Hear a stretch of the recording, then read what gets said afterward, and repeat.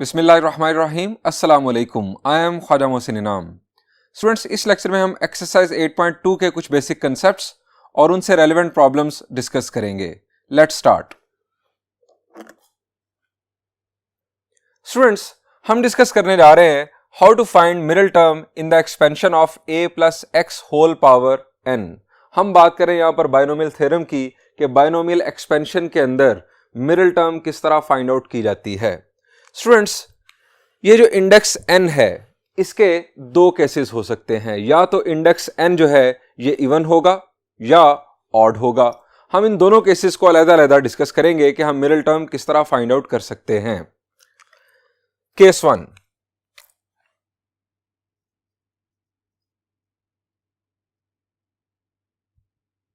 if n is even, अगर n even होगा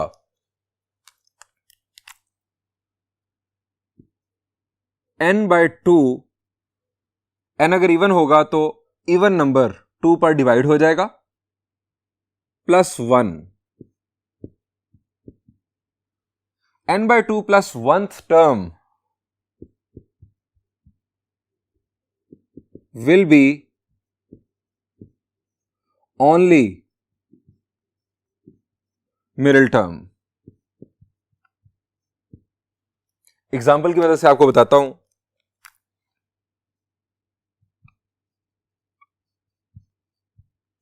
फर्ज करें हमारे पास एक बायनोमियल एक्सप्रेशन है a माइनस 2x और इसकी होल पावर है 8 और हमें कहा जाता है कि इसकी एक्सपेंशन के अंदर जो मिडिल टर्म है वो मालूम करें। तो स्टूडेंट्स, n है हमारे पास इवन। अब इसकी जो मिडिल टर्म है वो कितनी टर्म होगी ये हमें मालूम करना है। अगर हमें ये पता चल जाए कि वो कितनी टर्म होगी तो हम जनरल टर्म के फार्मूला से बासानी वो टर्म मालूम कर लेंगे। अब n इवन है तो हम लिखेंगे here n divided by 2 plus 1, यानी 8 डिवाइडेड बाय 2 प्लस 1। अब ये क्या बनेगा? 8 divided by 2 4, 4 plus 1 5th term will be only middle term। अब मेरा सवाल आपसे यह है कि 5th टर्म आप जनरल टर्म के फॉर्मूला से मालूम कैसे करेंगे? जनरल टर्म में क्या होता है? लेफ्ट साइड पर t और सबस्क्रिप्ट होता है r प्लस 1। आपको अगर 5th टर्म मालूम करनी है तो आप r को क्या वैल्यू देंगे? शाबाश जी, r को हम वैल्यू देंगे 4, तो हम 5th टर्म मालूम करने के काबिल होंगे। स्टूडेंट, ये तो केस हो गया अगर n इवन हो, और अगर n ऑड होगा तो उस सूरत में क्या होगा आइए आपको बताता हूं।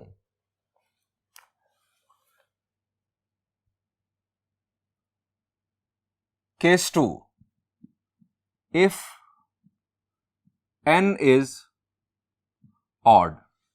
स्टूडेंट्स, अगर n इंडेक्स ऑड होगा तो नंबर ऑफ टर्म्स इवन होंगी या ऑड? शाबाश, अगर n ऑड होगा तो n plus 1 number of terms होंगी। अब अगर n ऑड है तो उसमें 1 ऐड करने से इवन नंबर आ जाएगा। इवन नंबर ऑफ टर्म्स की सूरत में हमारी एक मिडिल टर्म नहीं आ सकती। आप जस्ट इमेजिन करें, फर्ज करें कि हमारे पास 4 टर्म्स हैं। मैं उन्हें कह देता हूं 1 2 3 और 4। 4 टर्म्स हैं, तो इसमें से मिडिल टर्म कौन सी है? कोई एक मिडिल टर्म है? The answer is no. हमारी इस वक्त 2 मिडिल टर्म्स हैं। आप इसको हटा दें, इसको हटा दें तो हमारी ये 2 जो हैं ये मिडिल टर्म्स हैं। यानी अगर n ऑड होगा तो हमारी 2 मिडिल टर्म्स हमें हासिल होंगी। सो इन 2 मिडिल टर्म्स का जो नंबर है कि कितनी भी टर्म्स होंगी ये मालूम करने के लिए हमारा तरीकेकार होगा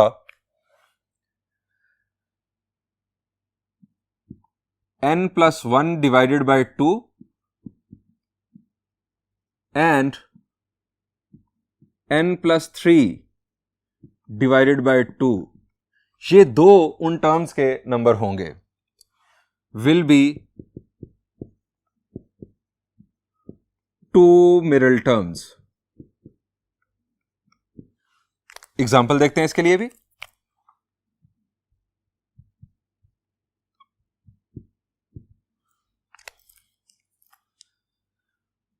फर्ज किया हमारे पास है एक बाइनोमियल एक्सप्रेशन 3 माइनस 4x और इसकी होल पावर है फर्ज किया 15। अब इंडेक्स है ऑड। हमें कहा जाता है कि इसकी एक्सपेंशन में से मिडिल टर्म्स मालूम करें। अब हमारी मिडिल टर्म्स के नंबर क्या होंगे, कितनी टर्म्स होंगी, हम मालूम करने के लिए क्या करेंगे, 15 plus 1 divided by 2 and 15 plus 3 divided by 2, यानी 15 plus 1 16, 16 divided by 2 8th and 15 plus 3 18, 18 divided by 2 9th। वैसे यहां से आपको अगर पता चल गया कि 8th एक टर्म है तो दूसरी डेफिनेटली उससे अगली टर्म होगी। 8th and 9th will be 2 middle terms.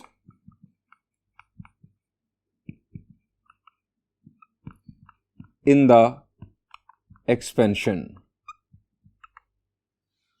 Students, in concepts को यूज करते हुए सॉल्व करते हैं इनके रेलेवेंट प्रॉब्लम्स।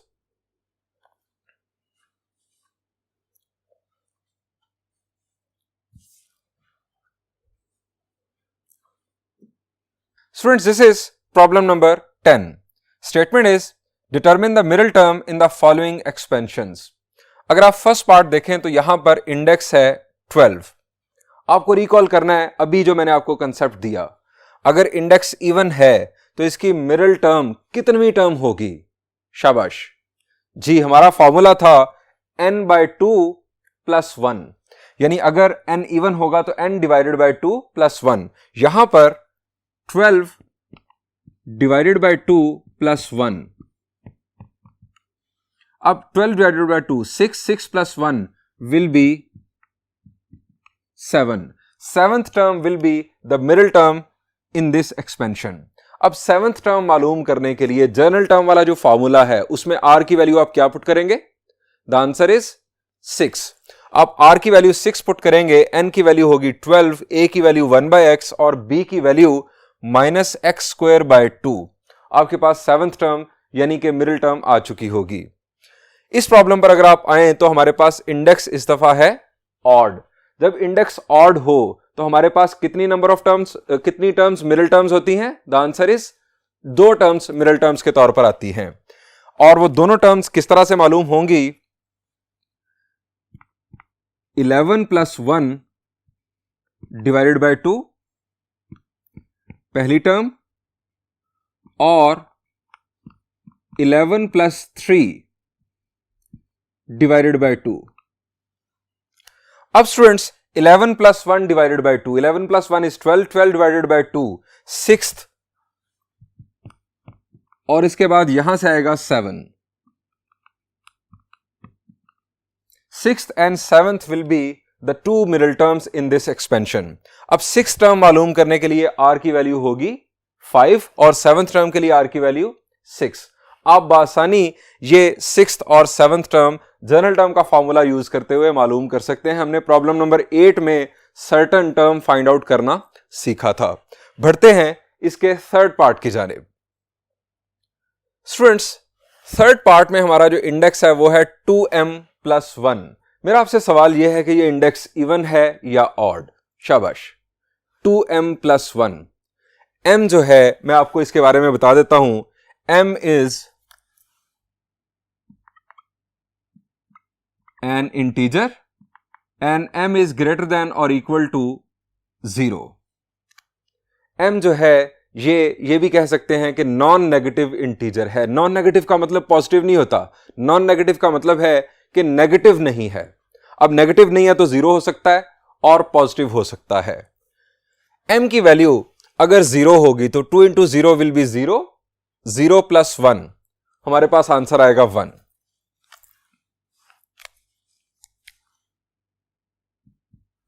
अगर m की वैल्यू आप लेंगे 1 तो 2 1s are 2, 2 plus 1 will be 3। m की वैल्यू लेंगे 2, 2 2s are 4, 4 plus 1 will B 5। अब आपको समझ जाना चाहिए 1 3 5 ये एक सीक्वेंस बन रहा है और ये ऑड इंटीजर्स का सीक्वेंस है, यानी 2m+1 ये जो इंडेक्स है ये ऑड है। अब इंडेक्स ऑड हो तो हमारी नंबर ऑफ टर्म्स बनती हैं इवन, यानी 1 ऐड करने से नंबर ऑफ टर्म्स आ जाएंगी। 2m+1+1, 2m+2 will be the total number of terms in this expansion. अब हमें मिरल टर्म्स मालूम करनी है। हमारे पास मिरल टर्म्स के नंबर्स क्या होंगे? चूंकि हमारे पास जो है वो इंडेक्स ऑड है, हम फॉर्मूला यूज करेंगे हेयर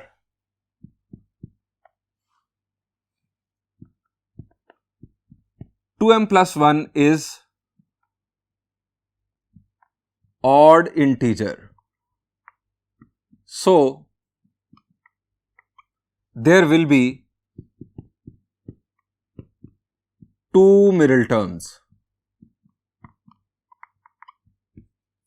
अब वो मिडिल टर्म्स कौन कौन सी होंगी? हमने पढ़ा था कि n+1, अगर n ऑड हो तो n+1 डिवाइडेड बाय 2 और n+3 डिवाइडेड बाय 2 ये मिडिल टर्म्स के नंबर होंगे। यहां पर n की जगह पर आ गया 2m+1, तो 2m+1+1 divided by 2 and 2m+1+3 divided by 2, ये हमारी होंगी दो मिडिल टर्म्स, विल बी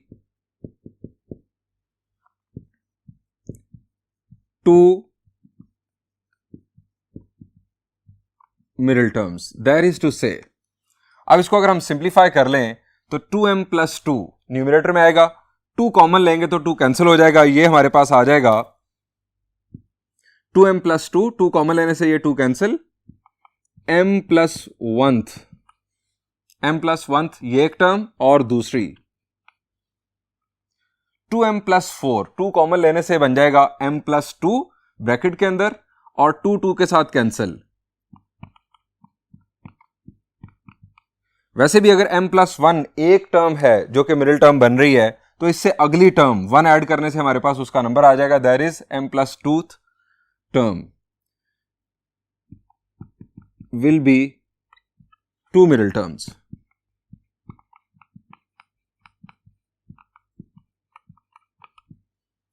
अब स्टूडेंट्स मैं आपके लिए मालूम करूंगा ये वाली मिडिल टर्म और आप खुद कीजिएगा ये वाली मिडिल टर्म मालूम।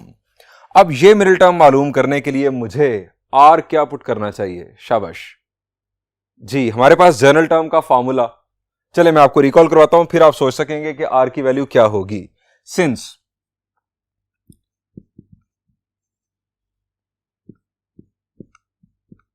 tr+1 is equal to ncr a n minus r br is general term. अब मुझे ये टर्म मालूम करनी है, इसकी हेडिंग दे लेते हैं, फॉर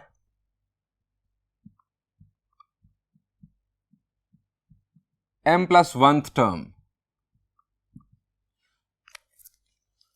स्टूडेंट्स हमें m+1th टर्म अगर मालूम करनी है तो यहां पर r की जगह पर क्या पुट किया जाएगा? शाबाश जी, अगर हमें फर्ज करें 7th टर्म मालूम करनी हो तो r की जगह पर 6 पुट करेंगे। अगर हमें m+1th टर्म मालूम करनी है तो r की जगह पर सिंपली हम m पुट कर देंगे। हम यह लिखेंगे putting r is equal to m, n हमारे पास है, इंडेक्स जो है हमारे पास वो यहां पर है 2m+1, a की वैल्यू है 2x और b की वैल्यू है students -1/2x। Putting these values in general term,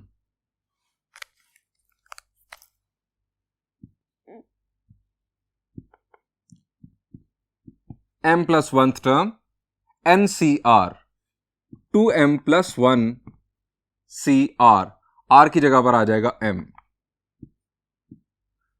A की जगह पर 2x, n - r यानी 2m+1 माइनस m और -1/2x होल पावर r यानी m। इसको अब हमने करना है स्टूडेंट्स सिंप्लीफाई।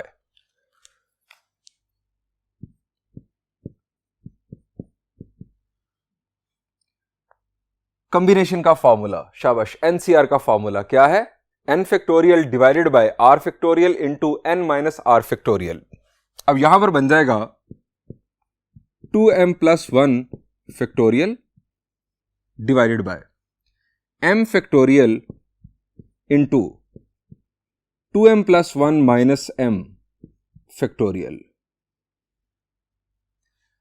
नेक्स्ट यहां पर 2m minus m will be m, यह बन जाएगा 2 raise to power 2m minus m m plus 1, और x के लिए भी यही पावर बन जाएगी, x की पावर भी m plus 1।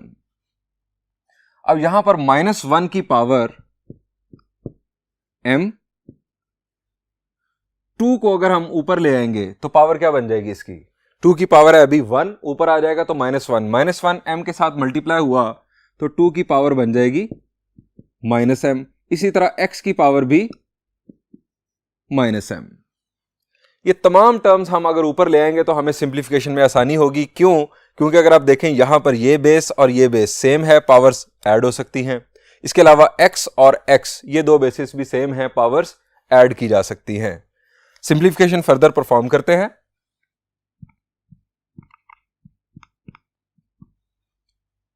-1 raise to power m का क्या होगा? m है हमारे पास नॉन नेगेटिव इंटीजर, हमें नहीं पता कि ये इवन है ऑड है, ये दोनों इनफैक्ट इवन भी होगा कभी ऑड भी होगा, सो ये एज इट इज रहेगा। हम इसे -1 रेज टू पावर m के तौर पर स्टार्ट पर लिख देते हैं कि जो भी मिडिल टर्म होगी उसका जो साइन डिसाइड होगा वो लेफ्ट साइड पर ही लिखा जाएगा, वो चाहे नेगेटिव हो चाहे पॉजिटिव हो।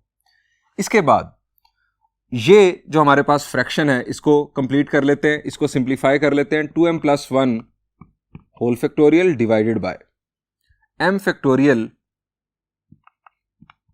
Into 2m minus m will be m plus 1 whole factorial. अब बेसिस सेम है, m माइनस m कैंसिल हो जाएगा, हमारे पास सिर्फ रह जाएगा 2, तो यहां पर आ गया 2। अब आ गया x। स्टूडेंट्स ये हमारी फर्स्ट मिडिल टर्म आ चुकी। अब बात करते हैं सेकंड मिडिल टर्म की। सेकंड मिडिल टर्म का स्टूडेंट्स नंबर है m प्लस 2। मेरा आपसे सवाल यह है कि आप इस टर्म को मालूम करने के लिए r की वैल्यू क्या पुट करेंगे। ये हमारे पास है फॉर्मूला, r की वैल्यू आप क्या पुट करेंगे कि यहां पर m प्लस 2 बन जाए। शाबाश, the answer is m plus 1। आप r की वैल्यू m प्लस 1 पुट करेंगे, आप r को कर देंगे m प्लस 1, n a और b एज इट इज रहेगा, और देन सिंप्लीफिकेशन के बाद आपको दूसरी मिडिल टर्म हासिल हो चुकी होगी। स्टूडेंट्स आप अपनी प्रैक्टिस के लिए ये जो इसका दूसरा हिस्सा है इसको खुद परफॉर्म कीजिएगा, आपकी लर्निंग होगी। मैं बढ़ता हूं इसी टाइप के एक और प्रॉब्लम की जानिब।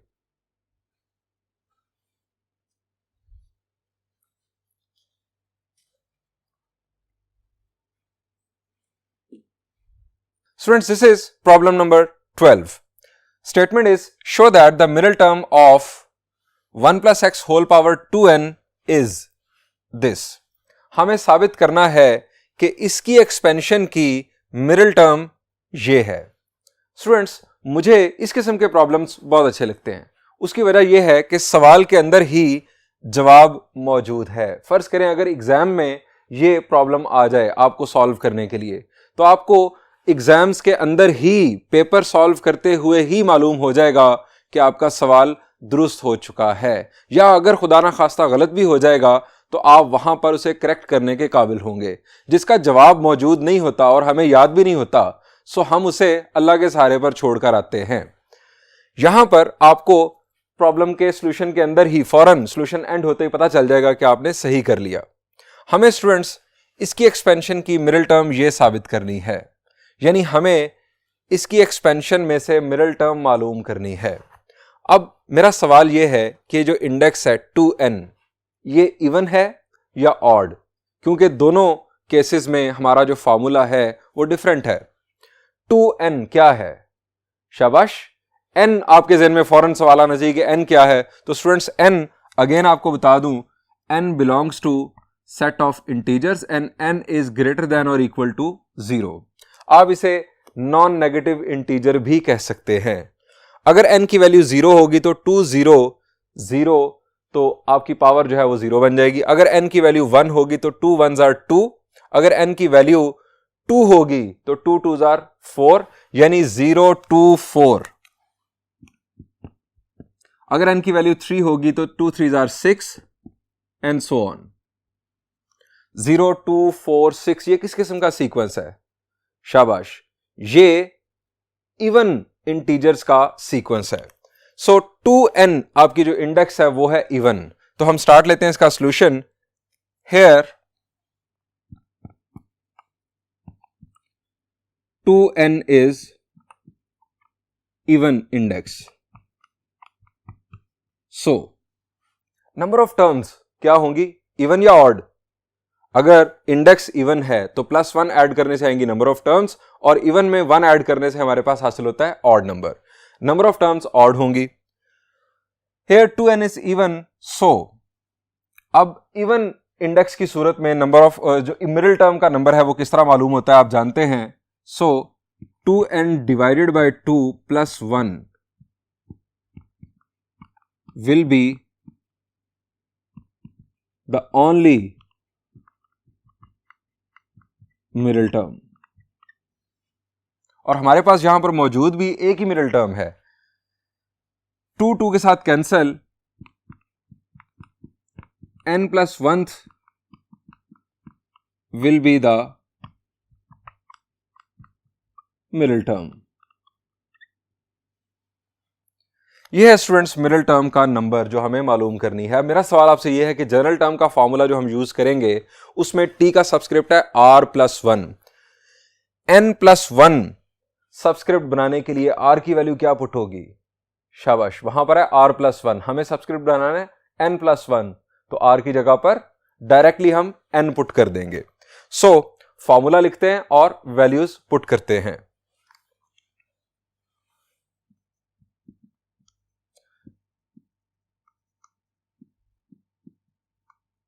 Since general term of binomial theorem is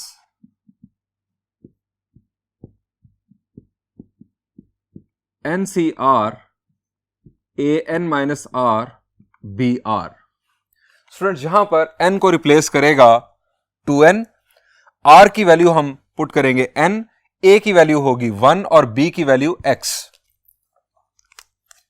Here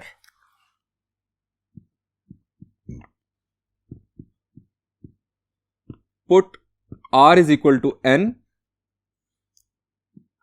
a is equal to 1, b is equal to x।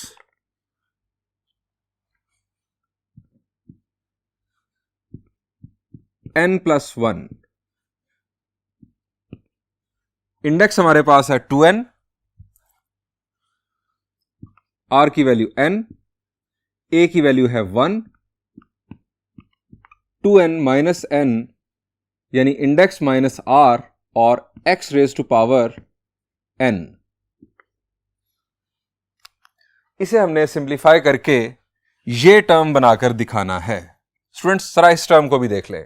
हमारे पास नजर आ रहा है 2 raise to power n, x raise to power n। अब यहां पर 2 रेज टू पावर n हमें दिखाई नहीं दे रहा, x raise to power n हमारे पास मौजूद है। सो हमें इसे प्रिजर्व करना है, इसे बचा कर रखना है। डिनोमिनेटर में हमारे पास है n फैक्टोरियल और न्यूमरेटर में 1 3 5 एंड सो ऑन। ये हमारे पास ऑड नंबर्स के फैक्टर्स बने हुए हैं, ऑड इंटीजर्स के इनफैक्ट फैक्टर्स हैं।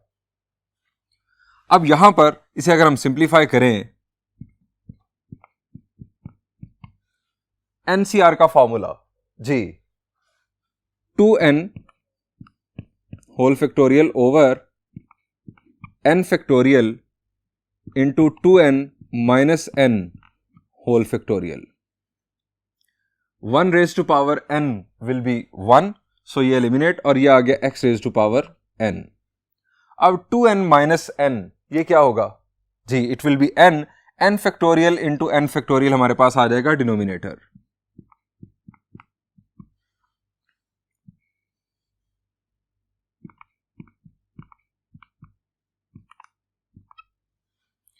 न्यूमरेटर को एज इट इज अभी कॉपी कर देते हैं। अब स्टूडेंट्स हमें अपनी डेस्टिनेशन देखनी है कि हमें रिक्वायर्ड क्या है। x raise to power n जैसा कि मैंने आपको पहले बताया था कि हमारे पास पहले से आ चुका है, सो हम इसे मौजूद रखेंगे। डिनोमिनेटर में एक n फैक्टोरियल नजर आ रहा है, यहां पर हमारे पास दो n फैक्टोरियल्स हैं, यानी इनमें से एक कैंसिल होगा और कैंसिलेशन के लिए डेफिनेटली ऊपर n फैक्टोरियल बनेगा और दूसरी बात ऊपर 2 रेज टू पावर n भी बनना चाहिए। अब ये सारा काम होना है यहां से। अब 2n फैक्टोरियल को हमें एक्सपैंड करना है। फैक्टोरियल को एक्सपैंड कैसे करते हैं? फर्ज करें अगर हमारे पास लिखा हुआ है 4 फैक्टोरियल, तो हम इसे क्या लिख सकते हैं जी, 4 फैक्टोरियल को हम लिखेंगे 4 इंटू 3 इंटू 2 इंटू 1, यानी हर दफा एक नंबर सब्ट्रैक्ट हो रहा है, ग्रेजुअली नंबर सब्ट्रैक्ट हो रहा है। सो यहां पर हम अगर लिखेंगे 2n होल फैक्टोरियल तो इसे लिखा जाएगा लेफ्ट साइड पर as it is tn plus 1। अब यहां पर स्टूडेंट्स हमें यह फैक्टोरियल एक्सपैंड करना है। अब सबसे पहले हम लिखेंगे 2n, उसके बाद 2n minus 1, then 2n minus 2, then 2n minus 3 और चलते चले जाएं तो एंड हमारा होगा 4, 3, 2 और 1 पर, यानी ये हमारी कंटिन्यूड मल्टीप्लीकेशन आ गई। फैक्टोरियल की डेफिनेशन यही है in fact, x raise to power n और डिनोमिनेटर में हमारे पास n फैक्टोरियल और n फैक्टोरियल।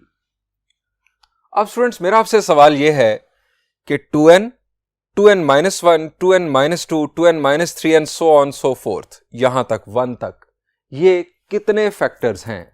शाबाश, आपके ज़हन में आएगा कि ये n फैक्टर्स हैं। तो स्टूडेंट्स आप गलत सोच रहे हैं। आप किस तरह गलत सोच रहे हैं ये मैं आपको बताता हूं। ये हमने एक्सपैंड किया है 2n होल फैक्टोरियल, ये हमने किया है एक्सपैंड। मैंने आपसे सवाल किया था कि इसके अंदर टोटल कितने नंबर ऑफ फैक्टर्स हैं। आप जरा सोचें, अगर हमारे पास हो n फैक्टोरियल, n फैक्टोरियल, मैं आपको एग्जांपल देता हूं, आपके पास है 3 फैक्टोरियल।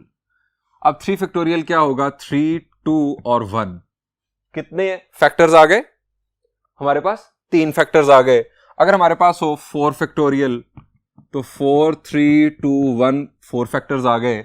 अब इसी को अगर हम डबल कर लें 2n फैक्टोरियल, तो 3 की बजाय अगर मैं यहां पर कर दूं 6 फैक्टोरियल, तो अब 6, 5, 4, 3, 2, 1, तो हमारे पास कितने नंबर ऑफ फैक्टर्स बन गए? The answer is 6 number of factors बन गए। इसी तरह अगर आप 4 के साथ 2 मल्टीप्लाई कर देंगे तो बन जाएगा 8 फैक्टोरियल में 8 फैक्टर्स होंगे। सो यहां पर हमारा है 2n होल फैक्टोरियल, ये टोटल नंबर ऑफ फैक्टर्स है हमारे पास 2n। आप इन 2n फैक्टर्स को दो हिस्सों में तोड़ देंगे, एक हमारे पास इवन फैक्टर्स होंगे और एक ऑड फैक्टर्स होंगे। इवन फैक्टर से मेरी मुराद क्या है स्टूडेंट्स? इवन फैक्टर से मेरी मुराद है 6, 4, 2 और ऑड फैक्टर्स 5, 3 और 1। अब यहां पर 2n ये हमारे पास है इवन फैक्टर। क्यों? n की वैल्यू आप 1 लेंगे तो 2, 2 लेंगे तो 4, 3 लेंगे तो 6, ये है इवन फैक्टर, ये इवन फैक्टर, और इस तरह के बाद 2n माइनस 2 के बाद 2n minus 4, 2n minus 6, 2n minus 8 और आखिर पर 4, 2। ये हमारे पास आखिर से 1, 2, 3 और 4, ये मैं यहां पर लिखूंगा। इनफैक्ट ये बहुत सारे फैक्टर्स हैं, जिस तरह मैंने अभी बोले 2n माइनस 2 के बाद 2n minus 4, 2n minus 6, 2n minus 8, चलते चले गए तो एंड हमारा होगा 4 और 2 पर। और ये हमारे पास है जो मैं क्रॉस कर रहा हूं ऑड फैक्टर्स। ये इवन और ऑड फैक्टर्स जब हम अलग-अलग कर देंगे तो टोटल नंबर ऑफ फैक्टर्स हमारे पास हैं 2n। जब ये अलग-अलग हो जाएंगे यानी दो हिस्सों में बंट जाएंगे तो n एक तरफ चले जाएंगे, n एक तरफ चले जाएंगे, यानी दो बराबर हिस्सों में ये सेपरेट हो जाएंगे। तो स्टूडेंट्स ये इवन और ऑड फैक्टर्स को हम अलग करते हैं। और हम ये क्यों कर रहे हैं, हमें जो अपना आंसर लाना है उसमें हमने देखा था कि हमारे पास 1, 3, 5 अप टिल 2n-1 ये जो फैक्टर्स थे ये मौजूद थे हमारे आंसर के अंदर, लेकिन जो इवन फैक्टर्स थे वो मौजूद नहीं थे। हम इसको मिटा लेते हैं और अपना सॉल्यूशन कंटिन्यू करते हैं।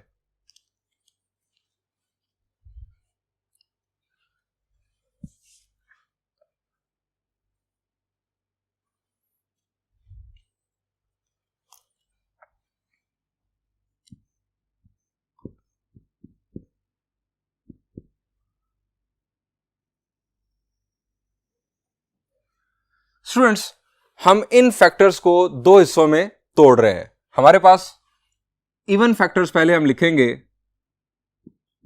2n, इसके बाद 2n-2 और चलते चले गए 4 और 2। इसके बाद हम लिखेंगे ऑड फैक्टर्स 2n-1, 2n-3 और चलते चले गए तो 3, 1।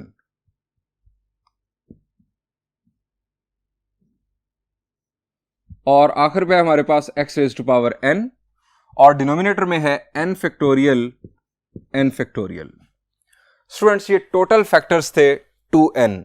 अब n नंबर ऑफ फैक्टर्स आ गए इधर और n नंबर ऑफ फैक्टर्स आ गए हमारे पास इधर। हमने दो हिस्से कर दिए।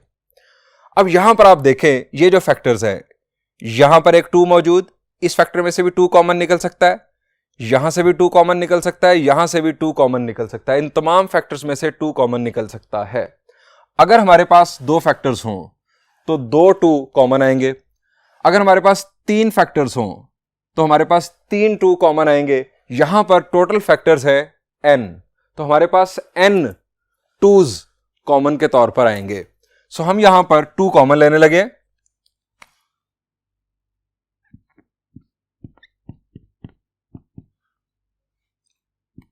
टू जब हम कॉमन लेंगे तो ये 2 की तादाद जो है ये है n, तो हम इसे लिखेंगे 2n। अगर दो हों 2 × 2 तो हम इसे लिखते हैं 2 स्क्वायर। अब ये n है, चूंकि हमारे पास ये फैक्टर्स की तादाद n है।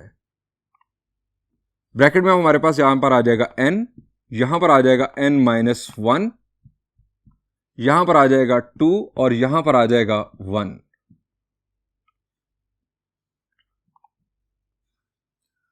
अब हमें जो फाइनल आंसर गिवन है, जो मिडिल टर्म हमें गिवन थी, उसमें ये जो ऑड फैक्टर्स हैं इनको रिवर्स ऑर्डर में लिखा हुआ है। पहले लिखा हुआ है 1, उसके बाद 3, उसके बाद होगा हमारे पास 5 और चलते चले गए तो लास्ट 1 2n-1। मैं इसे उसी पैटर्न में लिख रहा हूं कि जिस पैटर्न में हमें फाइनल आंसर बनाना है। 2n-1 से पहले 2n-3 डेफिनेटली मौजूद है, लेकिन मैंने लिखा नहीं क्योंकि हमें जो आंसर बनाना है उसमें ये नजर नहीं आ रहा। x⁻n। अब डिनोमिनेटर में स्टूडेंट्स हमारे पास मौजूद है 2 दफा n फैक्टोरियल। अब अपना आंसर जरा देख लें, अपनी फाइनल डेस्टिनेशन देखने के आपको क्या बनाना है। x⁻n हमें चाहिए था, हमने शुरू से इसे बचाया हुआ है। डिनोमिनेटर में हमें एक n फैक्टोरियल चाहिए। एक n फैक्टोरियल अब कैंसिल होना चाहिए। आप देखें कि किसके साथ ये कैंसिल होगा, ये भी आपको चाहिए। आपको इनफैक्ट फाइनल आंसर में ये रिक्वायर्ड है, ये रिक्वायर्ड है, एक n फैक्टोरियल रिक्वायर्ड है और 2n रिक्वायर्ड है। अब रह गए ये दो चीजें, n फैक्टोरियल और ये चीज। ये क्या है? n × n-1 and so on to 1। ये क्या है? ये इनफैक्ट n फैक्टोरियल की एक्सपेंशन है। सो हम इसे कैंसिल कर सकते हैं। रिमेनिंग हमारी रिक्वायर्ड टर्म होगी, हम लिखेंगे t n+1 2n into 135 up till 2n-1 denominator में हमारे पास है n फैक्टोरियल और यहां पर है x raise to power n is the required middle term. Students, जहां पर इस प्रॉब्लम का सॉल्यूशन एंड हुआ, हमने मिडल टर्म फाइंड आउट करने से मुतालिक प्रॉब्लम सॉल्व कर लिए। बढ़ते हैं एक और कंसेप्ट की जानिब और उससे रेलेवेंट प्रॉब्लम सॉल्व करते हैं।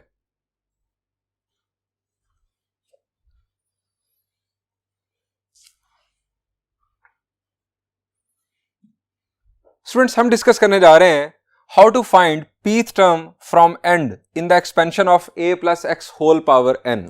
आसान अल्फाज में अगर मैं आपसे कहूं, फर्ज करें आपके पास है a plus x whole power 20। आपसे कहा जाए कि इसकी एक्सपेंशन के अंदर आप 7वीं टर्म मालूम करें, तो आप क्या करेंगे? आप r की जगह पर 6 पुट करके 7th टर्म मालूम कर लेंगे, कोई मसला नहीं। लेकिन अगर आपसे कहा जाए कि इसकी एक्सपेंशन में एंड से 7th टर्म मालूम करें, तब आप r की वैल्यू किस तरह से चूज करेंगे? यह है हमारा प्रॉब्लम। स्टूडेंट्स, इस प्रॉब्लम के दो सॉल्यूशंस हैं, एक है ट्रिक 1 और एक है trick 2। Trick number 1,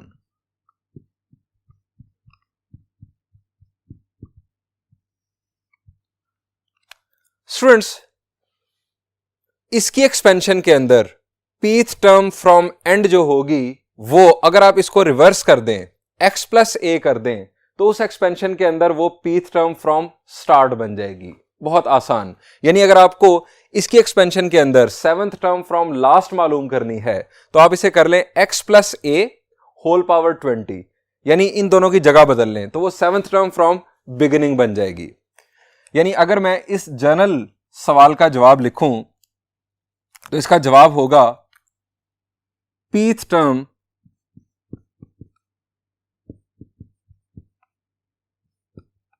from end in the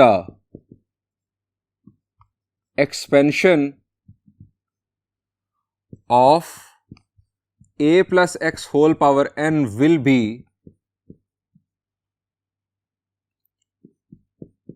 pth term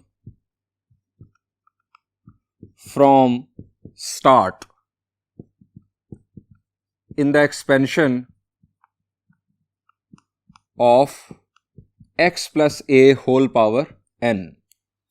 यानी इन दो टर्म्स की जगह बदलने से वो जो लास्ट वाली टर्म थी pth टर्म फ्रॉम एंड, वो pth टर्म फ्रॉम बिगिनिंग बन जाएगी। अब pth टर्म फ्रॉम बिगिनिंग मालूम करने के लिए आप r की वैल्यू आसानी से चूज कर सकते हैं। यानी अगर आपने 8th टर्म फ्रॉम बिगिनिंग मालूम करनी है, तो सिंपल r की वैल्यू आप 7 पुट कर देंगे। ये बहुत ही आसान सॉल्यूशन है। स्टूडेंट्स, दूसरा रास्ता, दूसरा ट्रिक,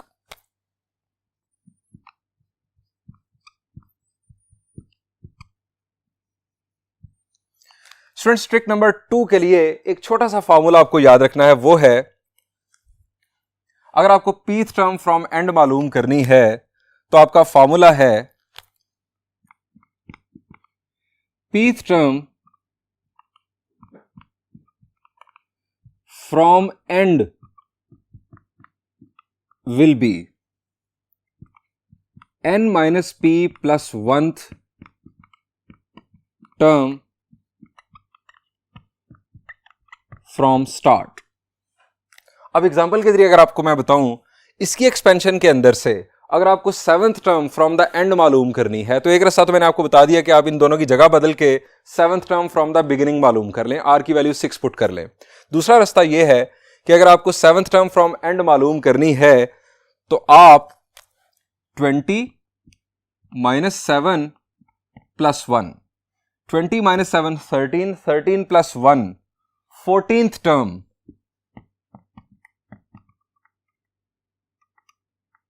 फ्रॉम स्टार्ट मालूम कर लें। जो 14th टर्म फ्रॉम स्टार्ट होगी, वो 7th term from the end होगी। अब 14th term from the start मालूम करने के लिए आप r की वैल्यू 13 पुट कर सकते हैं। स्टूडेंट्स, ये दो ट्रिक्स हैं इस किस्म के प्रॉब्लम को सॉल्व करने के लिए। आइए इस टाइप का एक प्रॉब्लम सॉल्व करते हैं। Students, this is problem number 11। Statement is find 2n plus 1th term from the end in the expansion of, हमें इस एक्सपेंशन की लास्ट से एंड से 2n plus 1th term मालूम करनी है। स्टूडेंट्स कौन सा ट्रिक बेहतर है? आपके ख्याल से फर्स्ट ट्रिक बड़ा सिंपल है, उसमें कोई फॉर्मूला याद रखने की जरूरत नहीं है। हमें 2n plus 1th term from and अगर मालूम करनी है तो इसे फ्रॉम स्टार्ट बनाने के लिए हम क्या करेंगे? जी शाबाश, हमारा ट्रिक है कि हम इन दोनों की जगह बदल देंगे। सो सॉल्यूशन स्टार्ट करते हैं।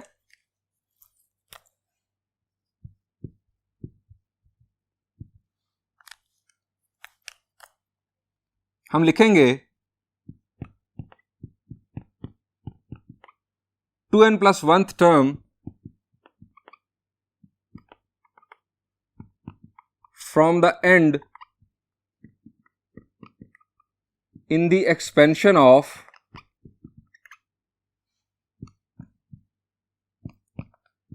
x minus 1 by 2x whole power 3n will be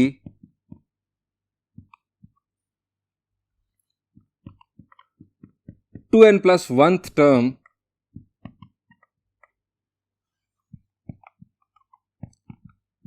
from the start in the expansion of minus 1 by 2x plus x whole power 3n। सो हम फाइंड आउट करेंगे इस एक्सप्रेशन की 2n plus 1th term from start. अब 2n plus 1th term मालूम करने के लिए r की वैल्यू क्या होगी ये जरा आप सोच लें। मैं आपको फॉर्मूला रिकॉल करवाता हूं, that is general term formula.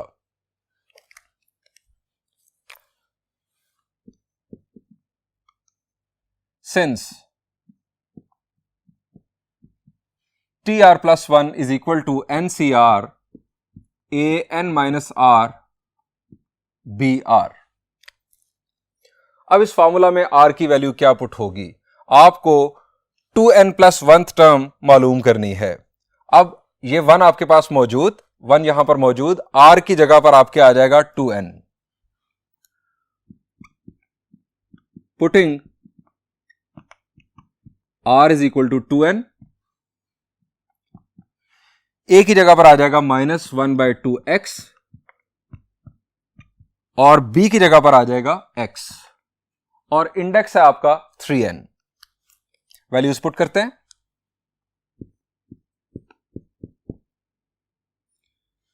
Sorry, यहां पर आपके पास r की जगह पर आना है, आपकी r की वैल्यू दैट इज 2n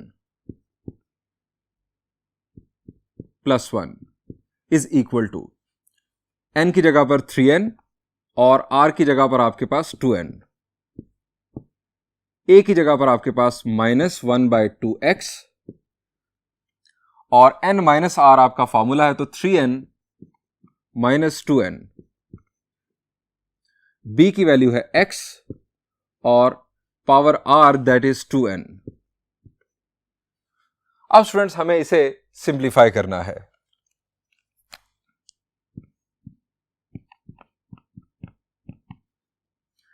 यहां पर इस कॉम्बिनेशन को सिंप्लीफाई करेंगे हम, यह आ जाएगा 3n whole factorial over 2n whole factorial और 3n minus 2n will be n factorial. अब यहां पर 3n minus 2n will be n, minus 1 की पावर भी n, 2 को हम ऊपर ले आएंगे तो 2 की पावर बन जाएगी माइनस n, x की पावर भी माइनस n, चूंकि ये ऊपर शिफ्ट हो रहा है यहां पर इसकी पावर है x की भी और 2 की भी 1, ऊपर आके माइनस 1 मल्टीप्लाई हो जाएगा n के साथ, पावर्स नेगेटिव हो गई और यहां पर x की power 2n। Further simplification perform करते हैं।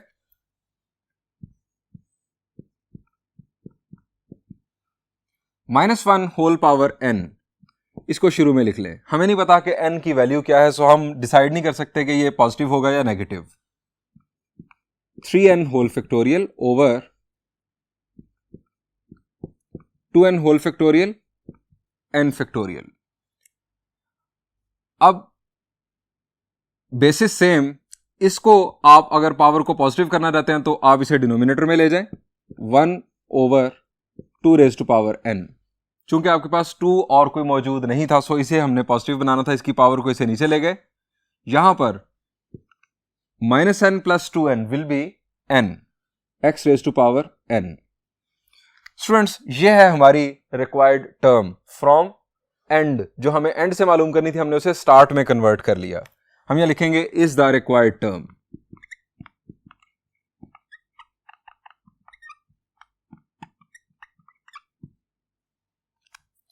स्टूडेंट्स, यहां पर इस लेक्चर को एंड करते हैं। नेक्स्ट लेक्चर में हम इंशाल्लाह कुछ मजीद प्रॉब्लम्स डिस्कस करेंगे।